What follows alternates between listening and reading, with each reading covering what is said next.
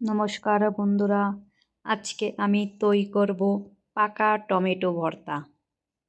অনেকেরই এই পাকা টমেটো কিন্তু পছন্দ না খেতে, আবার অনেকেই পছন্দ করে কিন্তু কিভাবে খাবে সেইটা তারা বুঝতেই পারে না।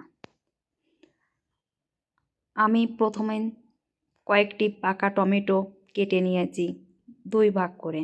তারপর একটি রসুন নিয়ে সেই রসুনগুলো কিছু কোয়া ছাড়িয়ে নিয়ে একটা ফ্রাই প্যানে ভিতর কিছু তেল দিয়ে আমি টমেটো আর রসুন কোয়াগুলো ছেড়ে দিয়েছি।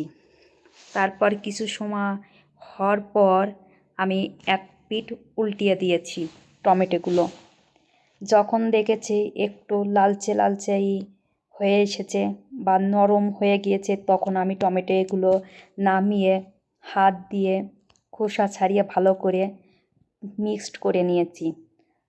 তারপর আবার ফ্রাই প্যানে সাদা তেল দিয়ে আমি একটি পেঁয়াজ কুচি করে সেই পেঁয়াজগুলো আমি ফ্রাই প্যানের ভিতর দিয়েছি।